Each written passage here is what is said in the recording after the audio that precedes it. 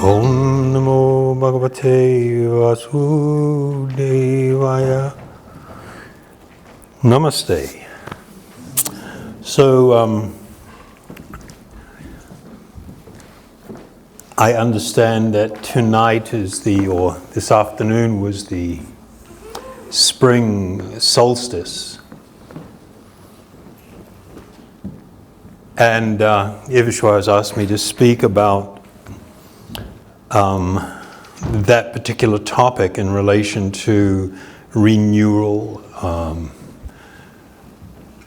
growth and change. You know, since ancient times, people have been very much interested in and been tracking these events like spring solstice and the autumn solstice. They were considered really significant things. For thousands of years, people have possessed an incredible ability in many cultures around the world to track and know when certain events were going to take place, like major comets, eclipses, solar and lunar eclipses. It was quite extraordinary that they had this capability, no computers, no GPS, but they had this very intense concern. And the concern that they had was most often linked to things that are innately spiritual. We're like so disconnected from the earth upon which we live and depend. I mean, like utterly disconnected. We rarely observe sunrises. We rarely observe a sunset. But in older times, these were daily events. People marked the passage of time and their duties and responsibilities very much by this passing of time. And there was this intense awareness in doing that my time in this body, on this earth, is very finite. It's limited. There was often a preoccupation with utilizing astrological knowledge to determine one's death. That was often done at birth. There was this desire to know when that would occur. Today, people don't even want to talk about death. That's like the last thing anybody wants to. You bring that up at a party and see what happens. You know, that's just like you're a disaster in the making. But people wanted to know these things. They wanted to know these things because they did understand that my life in this body is going to be, it's finite. It's very limited. And what I do with that time, therefore, is really important. So they actually thought about these things. They discussed them. They wrote about them. The amount of knowledge existing in the Vedic scripture, for instance, is phenomenal on this particular subject. What we have today is an incredibly artificial lifestyle. A lifestyle where we are utterly disconnected from each other, and social media, of course, contributes to that disconnection. We are disconnected from the earth that we live upon. We are lost to ourselves. You see, in these ancient cultures, there was this very firm understanding that I am a spiritual being residing within a temporary body. And the amount of time I'm going to spend here in this body is limited. what I do with that time is really important. And it's going to really affect things for me, not just now, but into the future. We have descended into this hellhole of consumerism and instant gratification, where it's all become simply about me and what I can suck out of other people and this world and everything around me.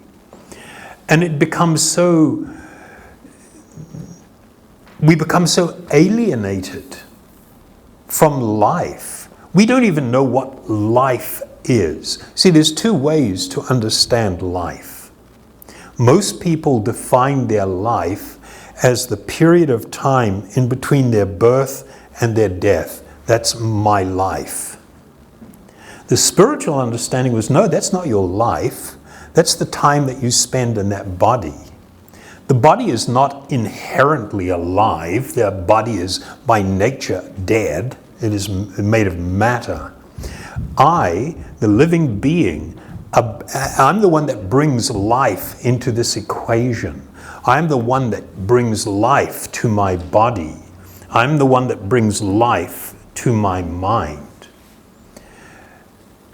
Understanding that, it was really important that I seek what is truly my best interest, that I seek what is truly in my welfare, and that means my spiritual welfare. When you live a life disconnected from this world, disconnected from the reality of time, disconnected from my spiritual identity, you are going to live a life of unhappiness. I'm sorry, there's no other possible outcome.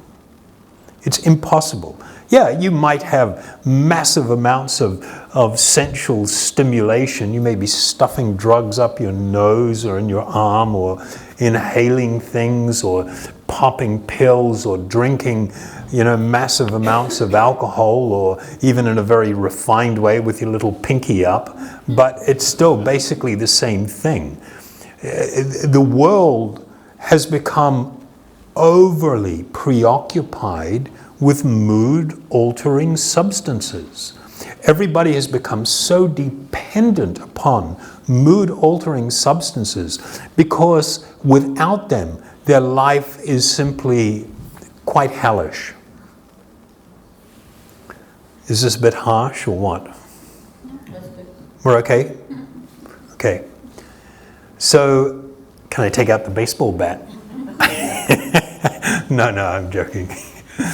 No, we need to look at the reality of things. I mean, my friend Paramahamsa sent me a link in the New Zealand Herald just the other day about that unfortunate guy that looked like he had so much going for him and committed suicide. He was a television personality and everything. I mean, we refuse to identify the turmoil that is going on in most of our hearts and the minds of most people. And it doesn't take very much to push people over that edge of becoming filled with despair. I mean, the amount of depression that's permeating society, even down to young children, is astonishing and incredibly sad. And we do not connect that with the way we are choosing to live. We have become so accustomed to buying into all of the messaging of advertisers, which are amazing manipulation. People spend vast amounts of money studying how to push your button, how to get you to react a certain way. It astonished me. There's this guy in Silicon Valley. We're talking about buttons. We're talking about literal buttons now. He is the world authority on designing buttons for social media and apps. He has got it down to such a science that if it is presented in a certain way, they know a certain percentage of people, a large percentage of people, are going to push that thing. They're going to push it. Facebook was designed to do this with their so-called likes. I mean, do you really think anybody just likes you? You know, you have all these terrible stories of people committing suicide or running away or going missing, and the parents can't understand what happened. I think there's a movie about that coming out, about they've got like hundreds of friends on Facebook, but actually their life is filled with loneliness. They actually live in a bubble. They are all alone. So these guys are really good at designing these things. And if you want to attend a seminar, a one-day seminar, 5-hour seminar on the design of these buttons, it's going to cost you $15,000 per head. And the auditorium is, of course, full of people paying that money because they want to exploit you just like that guy's exploiting you. They want to monetize that, and it just becomes like, well, what are we doing? Yes, we're grabbing the money, we're getting the money, but at what price? What is the cost to us? What is the effect on us? So in more ancient times, because of this intimate connection that they had within the world that they live and the way in which things were functioning, and there was this underlying knowledge that I am a transient in this life, in this body. It has a beginning and it's coming to an end. And they looked to these times, of course, for practical reasons. This was a time to begin planting. Many of the things that were planted early in the spring. But there was this other thing. There was this remembrance. When these events would come around, they remind me of the passing of time. They remind me of my infallibility, or the infallibility of my body, the period that I will spend in it. It's temporary. It's not going to last forever. And they look to these seasons as seasons to renew life, to rethink things, to become more focused on not just the growth of plants, which people were dependent upon, but my own growth and development as well. So it's rather unfortunate when these periods are just reduced to some sort of event that people talk about or mention in some flippant or light sort of way. No, these are very profound moments in time that should serve to remind us of the importance of renewal in our life, of growth in our life, of change. The need for change should be apparent. If my life is filled with unhappiness, of course, there is a need for change. Even if it's not filled with unhappiness, if there is more of it than I desire, then I should be seeking change. And that change will always start from within. So that's about what I wanted to share with you tonight. But before closing out, I will just read a verse from a very ancient text, the Bhagavad Purana. And it states that both by the rising and the setting, the sun decreases the duration of life of everyone, except one who utilizes the time by discussing topics of the all-good, absolute spiritual truth. So it's quite far out because it is a very clear message that you can either accept your life, as I mentioned before, we define our life as being the period in between our birth and our death. No, that's one way of looking at life. That does decrease with the rising of the sun and with the setting of the sun. I should be aware it is decreasing, the time available to me in this body. But for one who understands that I am actually the life force within the body, then even though my body may age, the rising and the setting of the sun does not diminish me or does not diminish my life. That is eternal. My life is eternal. You are eternal. I am eternal. The world is temporary. The body is temporary. And we should be seeking that which is our eternal good. When we focus our life on chasing temporary sense flashes, we are not actually doing what is in our true interest. So this is a wonderful occasion to reflect on these truths and to consider them in relation to our life. You know, the nature of material life, I will use this term rather broadly, the nature of material life is it's kind of downhill.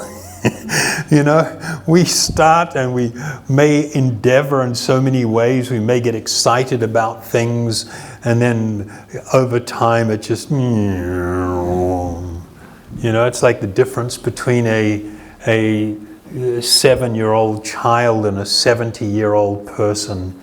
The 7-year-old child is bouncing off the walls, filled with enthusiasm and optimism. The world is just like, yeah! Everything is cool, spinning in circles, doing flips on the ground. It's all terribly exciting. And then you get to about 70 years of age and you've turned into a grump. Shut up, bloody kids.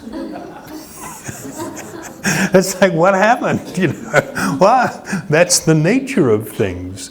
When your focus is very narrow and limited and material in nature, the process of aging is a very painful, even distressful, unpleasant thing. But for one who is transcendentally situated, who has become actually enlightened, self-realized, the aging of the body is utterly irrelevant. It's just another thing to deal with. Okay? Thank you very much.